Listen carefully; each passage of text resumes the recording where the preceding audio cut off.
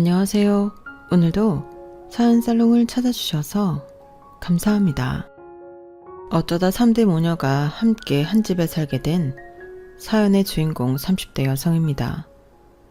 저희 집에는 7살 딸아이까지 여자만 셋이 살고 있는데요. 저희 엄마는 사고로 사랑하는 반쪽을 잃었고 저는 새치 하나 나불거리는 원수 같은 놈이랑 헤어졌거든요. 그렇게 저희는 셋이 똘똘 뭉쳐 함께 살기로 했어요. 물론 동네에서도 또 주변에서도 말이 돌긴 하는데 솔직히 남편이랑 살 때보다 친정엄마랑 사는 지금이 제 삶의 만족도가 높아 그런 말 따위는 신경이 쓰이질 않네요. 아무래도 아이 케어부터 모든 집안일을 저희 엄마가 하고 계시기 때문에 그런 것 같은데 그래서 이렇게 사연을 쓰고 있는 지금도 저는 엄마에게 가장 감사하고 또 미안한 딸입니다. 저도 자식을 키우는 엄마지만 저희 엄마처럼 살 수 있냐고 물으면 그건 어려울 것 같거든요. 그만큼 저희 엄마는 저나 손녀에게 끝도 없는 희생과 사랑을 베풀어주는 소중한 분이신데 저랑 이혼한 그 남자는 저와 저희 엄마에게 잊을 수 없는 상처를 줬어요. 자기 부모가 소중하고 끔찍하면 남의 부모도 똑같은 건데 그놈은 저랑 아기까지 낳고 그렇게 오래 살아놓고도 그걸 모르는 인간이더라고요. 게다가 그런 아들을 키운 시부모님도 인성이 퍽 훌륭하다고 할 수 없는 사람들이었는데 그건 결혼 후에 알게 되어 유감이었죠. 그래도 남편이 중간 역할을 잘 하고 제대로 된 인간이었다면 아이도 있는 마당에 저는 결코 이혼을 하지는 않았을 건데요. 사람의 인연은 아무도 알 수가 없다고 저도 제가 애딸린 이혼녀가 될지는 꿈에도 몰랐네요. 하지만 그렇다고 이혼한 걸 후회해 본 적은 단 한 번도 없었는데 지금부터 제 결혼 생활이 어떻게 쪼개나게 되었는지 그 이야기를 들려드릴까 합니다. 이런 말 참 쑥스럽지만 저는 어릴 때부터 남부럽지 않게 살았어요. 거기에는 나름의 이유가 있었는데 제가 부모님이 어렵게 가진 자식이기 때문이었죠. 이번까지도 임신이 아니라면 이제 그만 포기하자 두 분이 그렇게 마음을 먹었을 때 제가 찾아왔다고 했는데 그때 두 분은 세상을 다 가진 기분이었다고 하셨어요. 그렇기 때문에 당신들이 할 수 있는 전부를 저에게 아낌없이 주며 저를 키우셨는데 오죽하면 저희 아빠는 늘 저를 공주라고 부르실 정도였다니까요. 그렇게 저는 시집을 가기 전까지도 저희 아빠의 공주였어요. 게다가 저희 엄마와 아빠는 제 기억에 부부싸움도 한 번 하지 않는 인꼬 부부셨어요. 주변에서도 우리는 진짜 니네 엄마 아빠 같은 사람은 본 적이 없어. 어쩌면 그렇게 두 분이 사이가 좋니? 너 니네 엄마 아빠 싸우는 거 본 적 있어? 라며 부러워하시면서도 또 한편으로는 궁금해하셨는데 저는 정말 저희 부모님이 싸우는 걸 본 적이 없었어요. 나중에 엄마에게 듣기로 부부가 어떻게 안 싸우고 살아? 우리는 그냥 짧게 싸우고 금방 화해하고 그랬지. 늘 네 아빠가 먼저 화해하자고 했거든. 이렇게 말씀하셨는데 지금 생각해도 저희 아빠는 늘 평화주의자셨어요. 사춘기가 와서 예민해져 있는 철없는 딸에게도 아빠는 늘 아무 말 없이 그 자리에서 똑같이 사랑으로 저를 기다려주셨죠. 어릴 때는 몰랐지만 그게 얼마나 힘든 일인지 어른이 되어 알게 되었죠.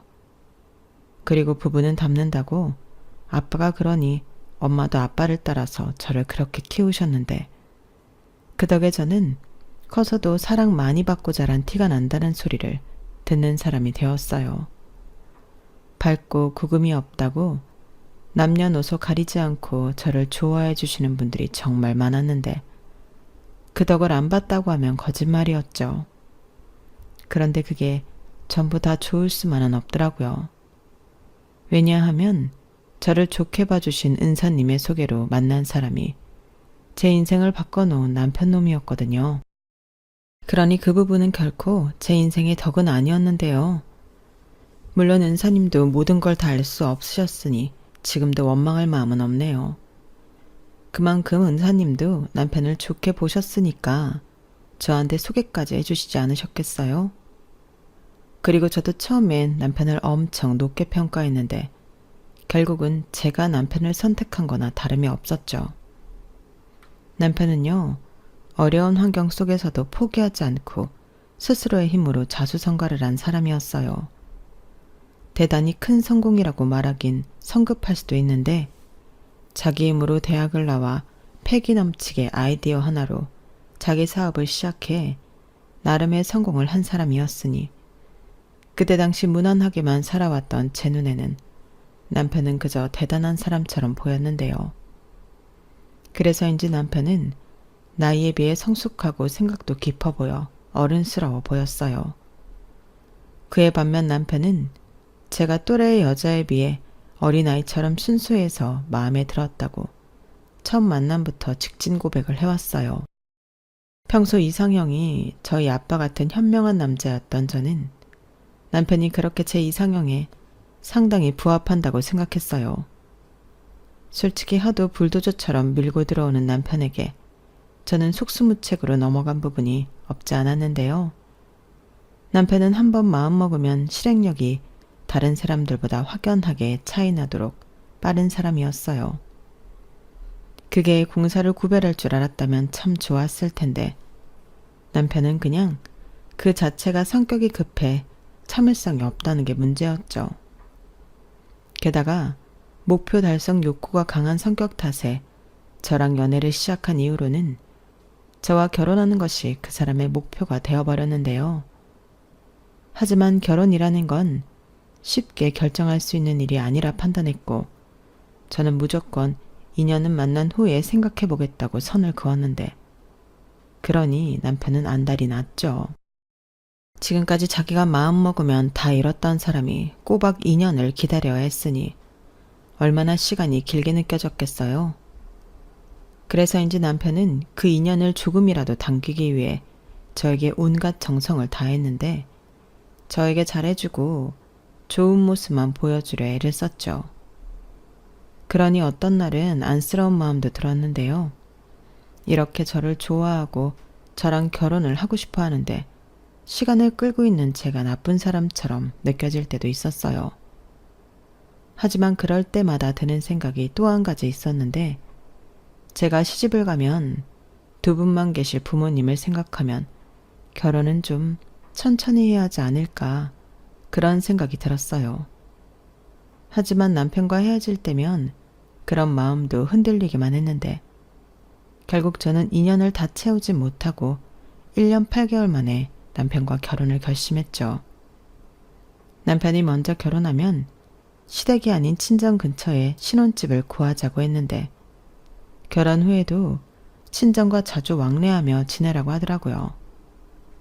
그 말이 저에겐 결혼을 결심하게 된 결정적인 약속 같은 거였는데 그리하여 저는 남편을 집에 데리고 가서 소개했고 다행히 저희 부모님은 남편의 됨됨이가 바르고 책임감 있는 모습이 보기 좋다며 결혼을 허락해 주셨죠.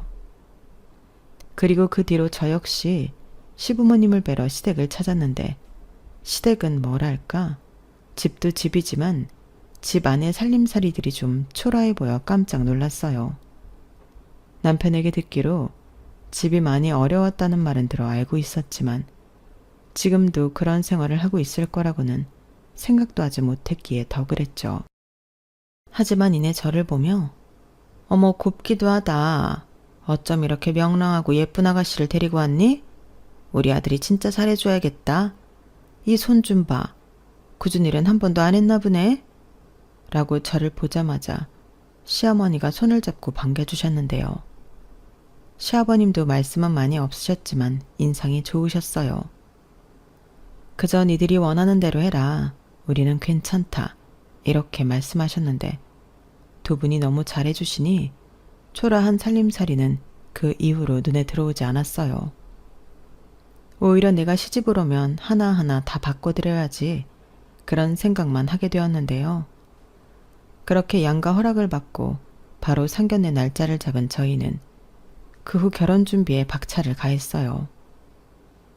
남들은 결혼 준비하면서 많이들 싸운다고 하는데 저희는 그런 것도 없이 순탄하게 결혼 준비를 해갔는데 그도 그럴 게 결혼 준비에 들어간 직후 남편이 이런 말을 했어요.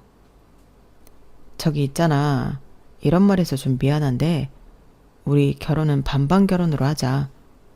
우리 집에 가봐서 알겠지만 우리 부모님이 아들 장가 간다고 금전적인 지원을 하긴 좀 어려워. 나도 집이라도 떡하니 하나 갖고 결혼하자고 하면 좋은데 지금 여기저기 돈 들어갈 데가 많아서 그것도 어렵고 대신 내가 금방 성공해서 자기 행복하게 해줄게. 그건 약속할 수 있어.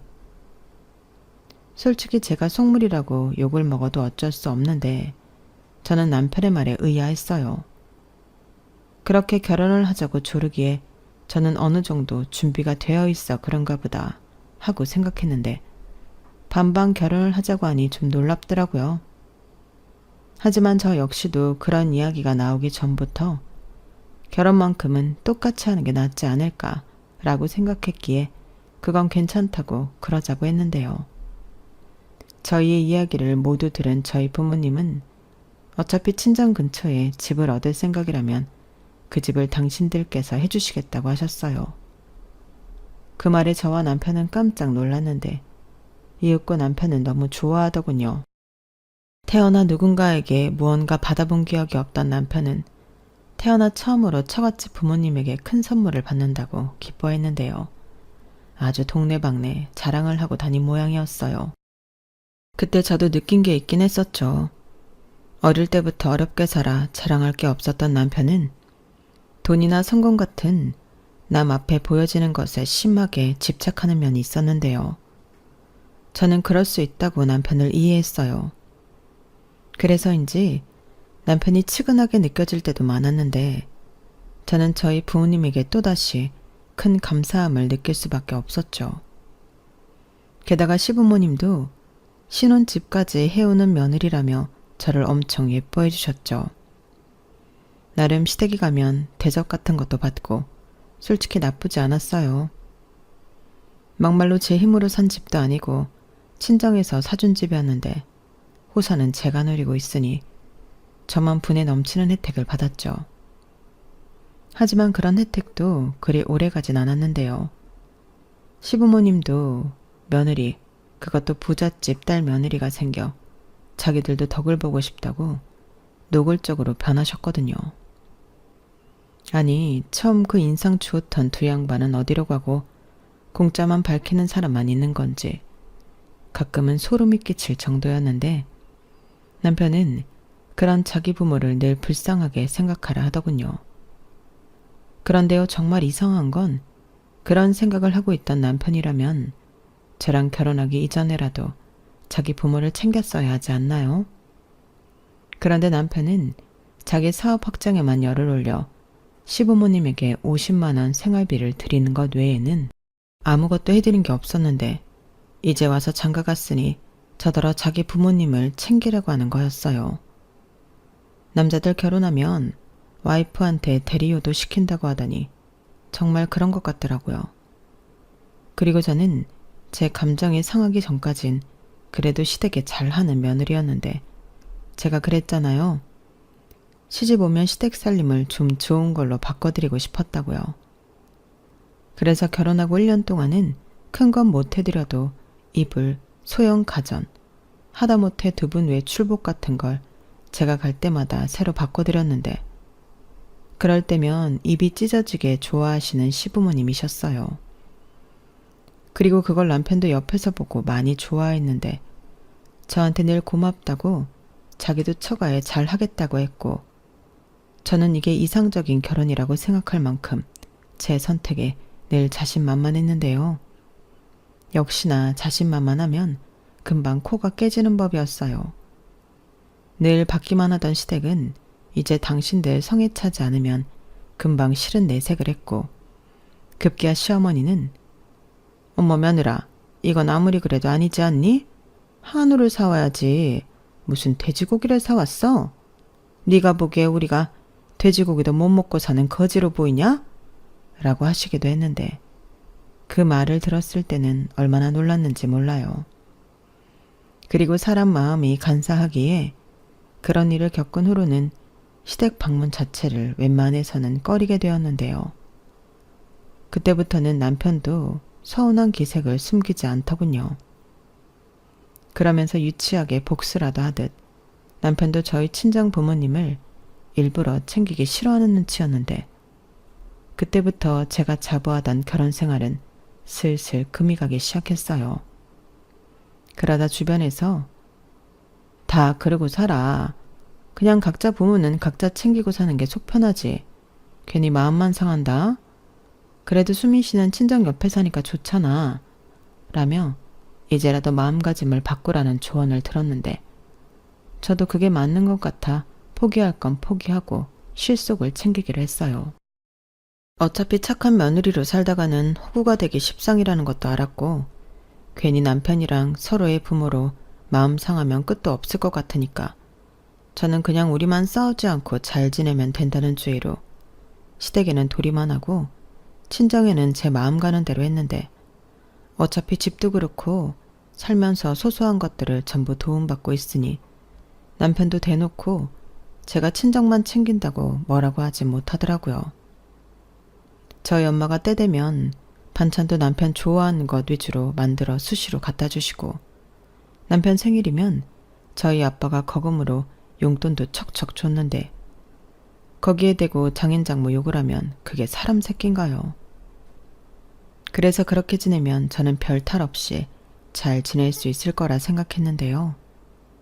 그러던 중 결혼 뒤 3년 차에 접어들면서 기다리던 임신을 하게 되었는데 제 뱃속에 아이가 한참 자라고 있을 무렵 아빠 생신을 맞이해 제가 두 분께 설악산 여행을 보내드렸고 그때 돌아오는 길에 그만 사고가 일어났어요. 고속도로에서 뜻밖의 당한 사고였는데 사고가 너무 크게 나서 운전을 하던 아빠는 병원으로 옮겨지기도 전에 돌아가시고 엄마는 중태에 빠지셔서 고비를 여러 번 넘기셔야 했죠. 저는 그때 세상이 끝난 줄 알았고 아빠의 장례도 미룬 채 매일 울면서 하루하루를 보냈는데요. 탈진 상태에 빠지기도 하고 하혈도 해서 유산 위기까지 오고 말았어요. 하지만 저는 그때 제정신이 아니라서 아이를 걱정할 여유가 없었는데 이러다 엄마까지 세상을 떠나면 어쩌나 오직 그 생각뿐이었죠. 그래서 매일 아빠에게 엄마는 데려가지 말라고 울면서 빌고 또 빌었어요. 그 마음이 닿았는지 엄마는 혼수 상태에서 의식을 되찾으셨어요. 그렇게 늦게 치르게 된 아빠의 장례식은 많은 사람들의 슬픔과 추도 속에 끝났는데 저는 그때 살이 너무 빠져서 병원에서 이러면 진짜 유산한다고 병원에 입원할 것을 권유하더라고요. 하지만 저는 입원조차 할 수 없었는데요. 그 이유는 엄마가 너무 힘들어하셨기 때문이었어요. 저는 엄마라도 살아주셔서 너무 감사했는데 엄마는 살았다는 게 지옥이라며 그때 죽지 못한 걸 자책하셨어요. 그럼 아빠가 외롭게 혼자 떠나지 않아도 되지 않았을 텐데 하시며 매일을 울고 식사도 하지 않으셨거든요. 그런 엄마를 두고 저는 차마 제 새끼 살리자고 입원할 수가 없겠더라고요. 그래서 독한 마음을 먹고 엄마에게 엄마는 아빠 따라가지 못한 게 그렇게 한이야? 그럼 나는 한순간에 고아가 되는 나는 나 엄마 때문에 우리 애기 위험하다고 하는데도 입원도 못해. 나도 아빠 그렇게 보낸 거 너무 죄스럽고 힘든데 엄마가 이러고 있으면 내가 어떻게 살아? 그냥 우리 다 같이 죽을까? 그럼 좋겠어? 그럼 그렇게 하자. 이렇게 말했는데 그제야 엄마는 정신을 차린 듯 하셨어요. 네가 그때 같이 죽자고 하는데 내가 지금 뭐 하는 거지? 정신이 번쩍 들더라. 내 딸이랑 손주까지. 내가 지금 뭐 하고 있는 건가 싶었어. 수민아, 엄마가 미안해. 너 내일 당장 입원해라. 엄마가 네 옆에 있을게. 엄마라도 우리 딸 옆에 있어야지. 미안해. 엄마가 진짜 미안해. 엄마, 사실 미안한 건 엄마가 아니라 나야. 내가 그때 설악산에 가라고 예약만 하지 않았어도 그런 사고는 없었을 텐데. 수민아, 자책하지 마. 세상의 모든 일을 알고 미리 예측할 수 있는 사람은 아무도 없어. 아빠도 결단코 너 원망하지 않았을 거야. 엄마도 그래. 아빠가 없는 현실이 받아들이기 힘들었을 뿐이지 너 때문에 이렇게 됐다고 생각한 적은 한 번도 없었어. 아니야, 나 때문이야. 엄마가 아니라고 하잖아. 네 탓 아니야. 진짜 아니야. 이제부터 너는 네 새끼 지켜. 생명이 얼마나 소중하고 귀한데. 명심해. 엄마가 너를 목숨보다 아끼듯이 너도 그래야 한다. 그게 엄마야. 저는 엄마의 말에 서둘러 입원했어요. 그리고 위험하긴 했는지 입원하고 3일 만에 조산을 하고 말았는데 다행히 인큐베이터에 들어간 아이는 저와 남편의 걱정과 달리 잘 버텨주었고 한 달 만에 태어나게 되었는데 남편은 태어난 딸이 너무 예쁘다며 딸 바보가 되었어요. 그 모습을 보는데 그동안 미웠던 마음도 어느 정도는 누그러들었고 이렇게 우리 세 식구 행복하게 잘 살면 좋겠다는 바람을 갖게 되었는데 아이가 태어나고 친정엄마는 저한테 그랬듯 사랑으로 당신 외손녀를 돌봐주셨어요.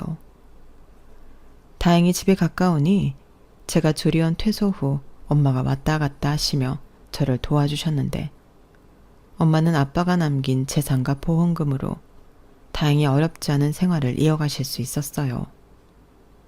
그리고 저는 엄마의 도움을 받으며 회사 복직을해 다시 맞벌이를 시작했는데 겉으로는 아무 문제가 없을 것 같은 생활이었지만 속은 골마가고 있었어요. 시부모님이 손녀를 보고 싶으신데 외갓집이 너무 가깝고 안 사돈이 매일 집을 들락날락하니 당신들 손녀를 보러 갈 수 없다며 불만의 목소리를 내기 시작하더라고요.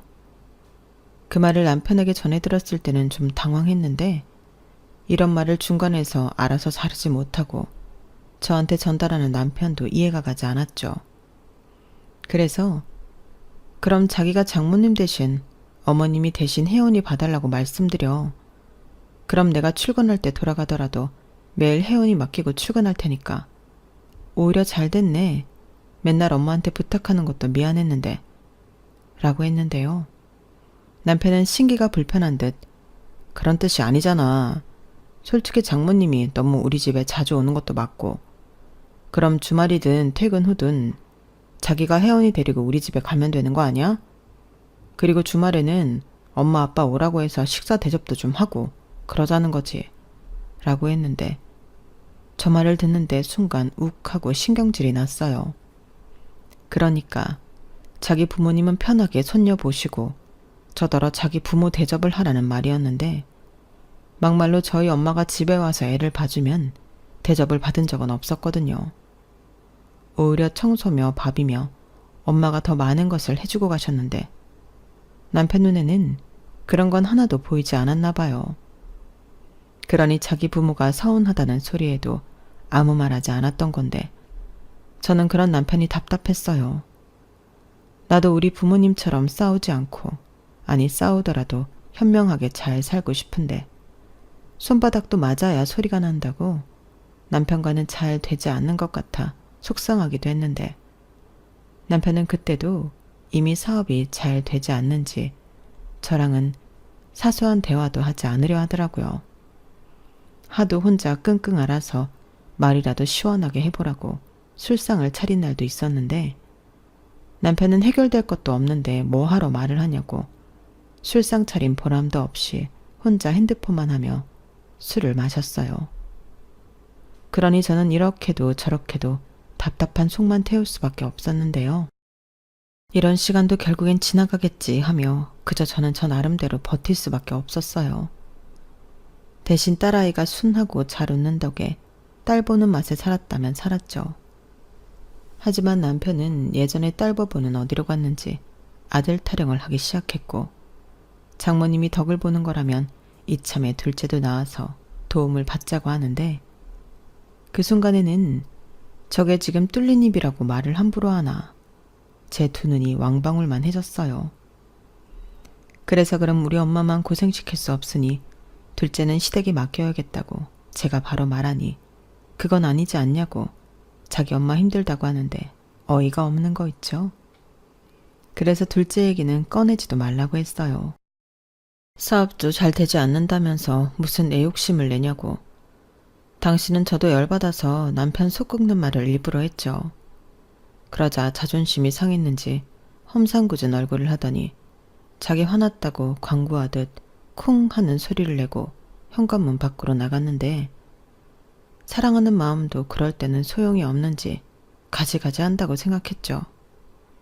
그리고 저렇게 성질 내고 헛소리할 것 같으면 아예 집에 들어오지 않았으면 좋겠다, 이런 생각까지 하게 되었는데요. 언제 그렇게 살가운 아들이었다고 남편은 집을 나가 사무실에 간 게 아니고 자기 집에 간 모양이었어요. 그리고 거기 가서 저에 대한 불만과 서운한 이야기를 다 한 것 같았는데, 시어머니는 눈이 그야말로 횟가닥 도셨죠. 저더러 퇴근하고 집에 가지 말고 자기 집에 오라고 하셨는데, 제가 애기 때문에 안 된다고 하니 너는 니네 엄마가 애 봐주잖아. 핑계대지 말고 끝나자마자 튀어와 라고 하셨는데, 이미 말투부터 저를 잡아 드시라고 작정을 한 듯 보였어요. 그리고는 제가 시댁에 도착하니 시어머니는 그 밤중에 저더러 이불 빨래며 커튼 같은 걸 전부 빨아놓고 저녁 상도 차려놓고 가라고 하셨는데 완전 어이가 없었죠. 그래서 이걸 빨라고요? 이 밤에요?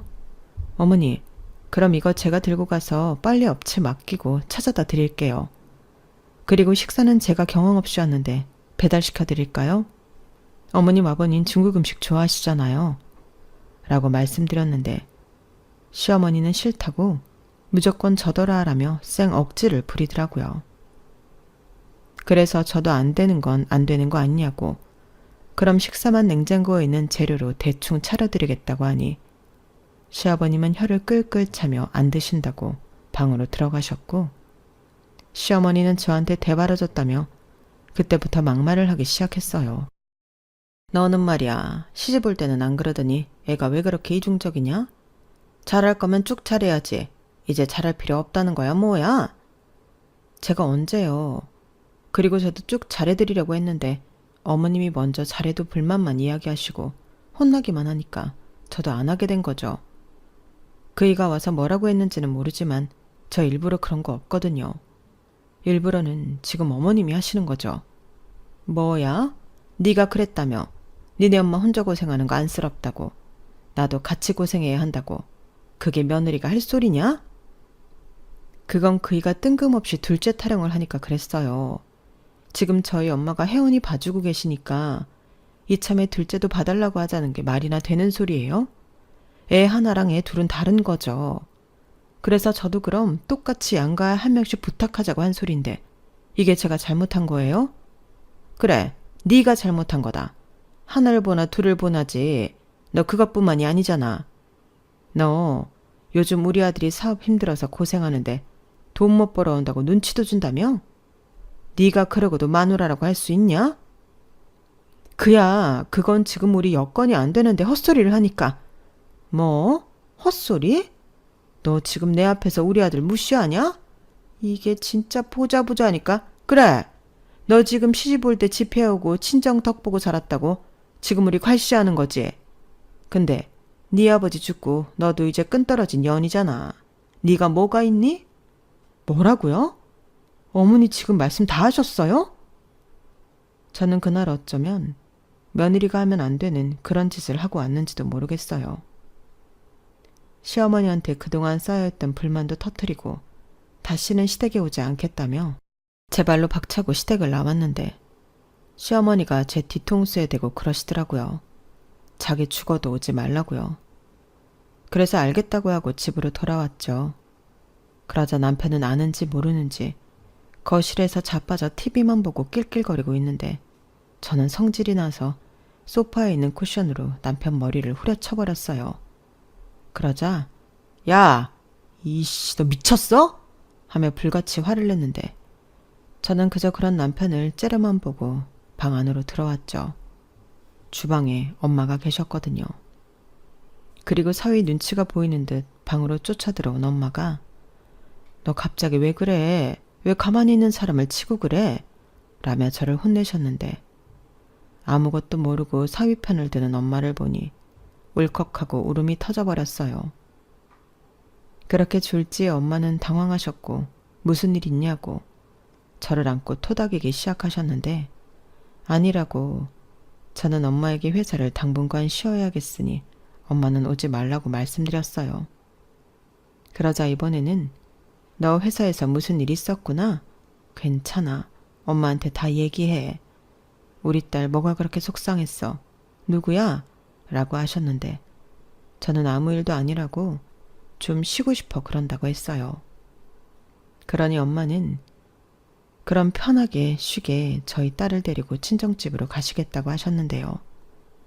저는 아니라고 이번 기회에 딸이랑 시간을 좀 보내고 싶어 그런다고 되는 대로 변명을 늘어놓았죠. 그리하여 그 다음 날부터 저희 엄마는 저희 집에 오지 않게 되셨고 이 상황에 의아한 남편은 어떻게 된 일인지 물었는데 저는 나 회사 그만뒀어. 자기가 자기 엄마한테 한 말도 있고 더는 우리 엄마 신세지지 않으려고 라고 거짓말을 했죠. 그러자 남편이 자기도 지금 힘든데 저까지 회사를 그만두면 어쩌냐고 답답하다고 짜증을 냈는데 저는 그 모습을 보니 쌤통이었어요. 그래서 어쩌긴 뭐가 어쩌냐고 나가서 필사적으로 돈을 벌어오라고 처음으로 바가지를 긁었는데 남편이 이번에는 이런 말을 하더군요. 그럼 이러고 있을 게 아니라 장모님한테 부탁하고 구직 활동을 해야지. 엎어진 김에 그냥 집구석에 눌러 앉겠다는 거야? 나는 그럼 안 돼? 자기도 우리 엄마가 맨날 집에 와서 애 봐주는 거 싫다며. 그렇다고 자기 엄마한테 애 맡기는 건 죽어도 싫고. 그럼 다른 수 있어? 내가 볼게. 자기가 돈 벌어. 어차피 이 집에 대출금이 있는 것도 아니고 부담이 많은 것도 아니잖아. 뭐라고? 너 또 나 무시하냐? 장인어른이 사준 이 집 하나로 진짜 유세 끝장나게 떤다. 나 유세 딸 거야. 자기 엄마가 그러더라. 나더러 아빠 돌아가셨으니 끈떨어진 년이라고. 나 그 말 듣고 더는 안 참기로 했어. 네가 참긴 뭘 참냐? 다 하고 싶은 대로 했으면서. 몰라. 알아서 해. 남편은 이번에도 지 분을 못 이기고 출근을 한 건지 홧김에 나간 건지 아무튼 집을 나갔어요. 그렇게 한 일주일 정도 냉전을 벌였는데 잠도 따로 잤어요. 제가 먼저 안방에서 딸아이 와 있으니 남편이 알아서 거실에서 자거나 아이 방에서 잤는데 솔직히 그게 더 편하더라고요. 그런데 그런 생활이 익숙해질 무렵 저는 회사에 슬슬 나가야 하는 시점이 되었고 어떻게 할까 고민을 하고 있었는데 남편이 저더러 할 말이 있다고 했어요. 지금 하는 일이 돈이 부족해서 지지부진한데 돈을 만들 수 있는 묘안이 생각났다 하더라고요. 그럼 저는 걱정하지 않고 집에서 살림만 해도 된다며 오랜만에 자신 있는 얼굴로 말했는데 그 묘안이라는 게 궁금하긴 했어요. 그래서 돈 만들 수 있는 묘안이란 게 뭐야? 장모님 사시는 집 있잖아. 장인어른 돌아가시면서 상속받은 거. 설마 그 집을 팔라고? 미쳤어? 이성적으로 생각해봐. 자기도 솔직히 장모님 혼자 있는 거 걱정이지. 그리고 같이 지내면 좋기도 하잖아. 나도 계실 때는 불편하다고만 생각했는데 막상 안 계시니 그게 더 불편하더라. 자기도 장모님 있으면 일을 다시 찾아도 되고 그게 아니더라도 친구라도 잠깐씩 만나고 올 수도 있는데 장모님 우리가 모시고 장모님 사는 집 그거 팔아서 나 사업자금으로 하자. 웃기고 있네. 꿈 깨. 우리 엄마가 그 집을 그러라고 하지도 않을 거고 엄마한테 선택권이 있는 거랑 오갈 데 없어서 우리 집에 있는 게 그게 같아? 그럼 아예 우리 집을 팔고 얼마 집으로 들어가지. 에이 그건 안 돼. 왜? 우리 집보다 장모님 사시는 집 시세가 더 높더라고. 내가 다 알아봤지. 사실 장모님 집 팔아도 빠듯해. 대출은 이미 한도까지 다 받아서 추가 대출은 힘들고 자기는 이제 직장도 없으니 대출도 안 나올 거고 그럼 최대한 돈이 되는 걸 팔아야지. 아니면 우리 장모님 집이랑 우리 집이랑 다 팔고 전세 갈까? 돌았니? 됐어. 그딴 게 묘아니면 때려치워. 행여 우리 엄마한테 입 뚜뻥긋 해봐. 저는 그 정도로 말하면 남편 놈이 알아들을지 알았어요. 하지만 마음먹으면 지 마음대로 하고야만 하는 그 성미는 포기를 몰랐는데 제가 회사 일로 통화를 하고 있을 때 친정엄마가 갑자기 집으로 들어오셨어요. 그래서 제가 토끼 눈을 뜨며 무슨 일이냐고 물으니 서서방이 집에 와서 밥 먹으라고 하던데? 라며 엄마가 오랜만에 기분 좋은 얼굴을 하고 계셨는데 저는 깊은 곳에서 한숨이 절로 나왔죠. 저는 남편이 무슨 말을 하려고 엄마를 집으로 불렀는지 단번에 알았거든요. 그래서 제가 먼저 선수를 치려고 했는데 그 타이밍에 남편이 양손 가득 삼겹살을 사가지고 집에 들어온 거 있죠. 그러고는 장모님은 아무것도 하지 마시고 앉아만 계세요. 오늘은 제가 요리사입니다. 라고 하는데 엄마는 웃고 저는 오만 인상을 찡그렸어요. 그리고 이윽고 자리에 앉았는데 남편이 대뜸 자기 요즘 힘들다는 밑밥을 열심히 깔더군요. 그리고는 한다는 말이 저한테 했던 말과 달랐는데요. 저희 집에 오셔서 같이 살자고 하는 게 아니라 저희 엄마에게 집을 팔고 요양원에 가는 게 어떠냐고 했어요. 장모님, 요즘은요, 요양원이 말이 그렇지 거기 가면 친구도 만들고 새로운 취미생활도 한대요. 제가 알기로는 거기서 연애도 한다고 하던데 우리 장모님 인물도 출중하신데 이대로 계시기는 너무 아깝죠. 제가 사업이 힘든 것도 있긴 하지만 이참에 장모님도 새 인생 사세요. 요양원비는 걱정하지 마시고요. 이 사위가 끝까지 책임지겠습니다. 이렇게 말했는데 저도 저희 엄마도 깜짝 놀랐죠. 서서방, 지금 그 말은 나더러 죽을 때까지 요양원에 있으란 소린가? 내 집은 팔아서 자네 주고? 아, 서로 좋은 거 하자는 말이죠. 오해는 하지 마세요. 저 진짜 좋은 요양원 차려드릴 거예요. 요즘 요양원도 예전 같지 않아서 입주 비용도 만만치 않고 다달이 내는 돈도 싸지 않아. 나도 벌써 알아봤네. 엄마가 그걸 왜 알아봐? 엄마라고 평생 혼자 있을 수는 없잖아. 그리고 더 늙어서 너한테 짐 되는 것도 싫고. 근데 아무리 싼 데를 찾으려 해도 싸면 다 멀더라고. 나는 그래도 오며 가며 너 사는 거 들여다보고 싶은데.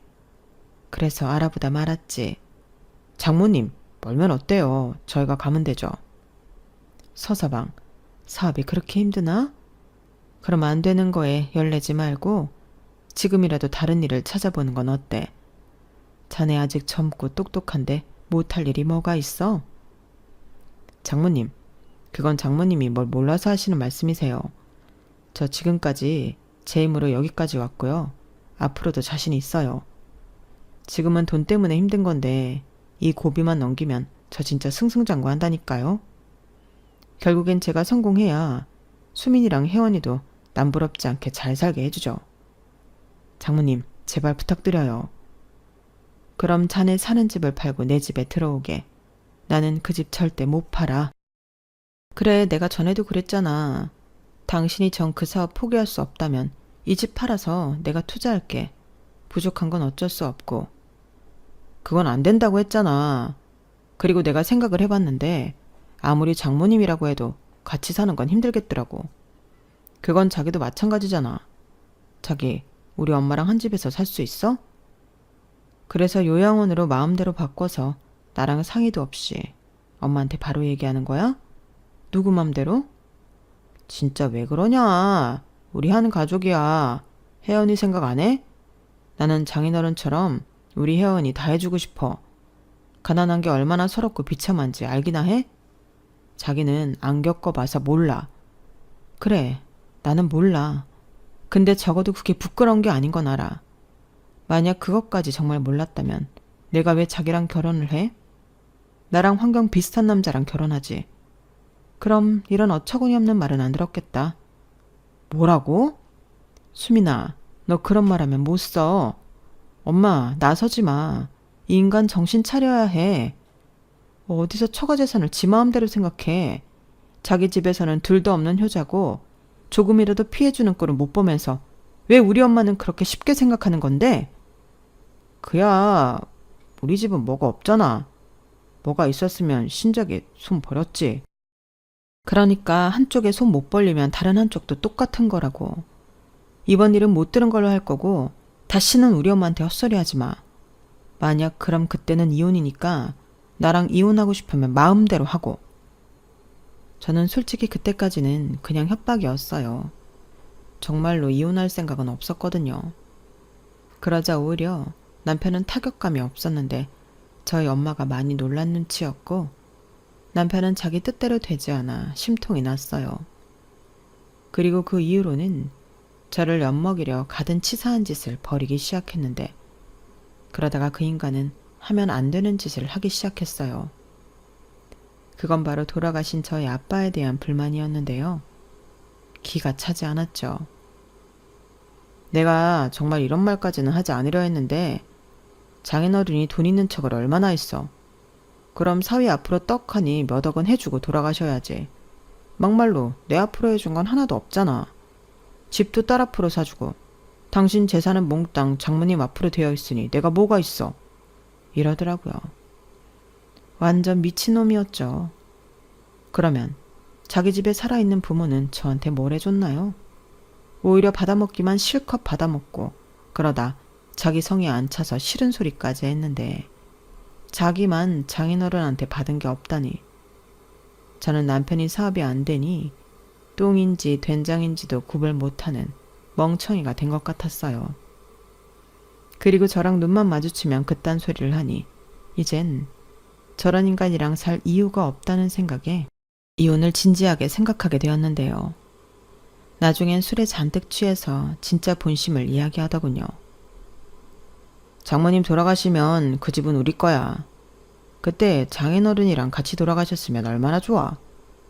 그럼 지금 돈 걱정은 안 하고 살 거 아니야? 이런 말을 했는데 저는 하마터면 정말로 이 인간을 어떻게 할 뻔했어요. 그러니까 저 인간은 말은 하지 않았어도 내내 저런 생각을 품고 살았다는 건데 그 순간부터는 인간이 아니라 악마처럼 보이더라고요. 그러니 한시도 한 공간에 같이 있고 싶지 않았는데 저는 그 다음날 네가 무슨 말을 했는지 아냐고 이혼하자고 했습니다. 그러자 남편은 펄쩍 뛰며 무슨 모함을 하냐고 절대 이혼은 못한다고 했는데 저희 아이가 어려서 홈 CCTV가 있어요. 그래서 그걸 틀어줬죠. 그렇게 지가 지 입으로 떠드는 걸 모두 본 남편이었는데 술김에 한 말이니 무효라고 잡아떼더군요. 하지만 저는 이미 마음을 굳혔어요. 그래서 네가 싫다고 하면 나는 소송을 해서라도 이혼을 하겠다 선전포고를 했고 이 집은 내 집이니 짐 싸서 나가라고 했는데요. 남편 얼굴이 울그락불그락해졌어요.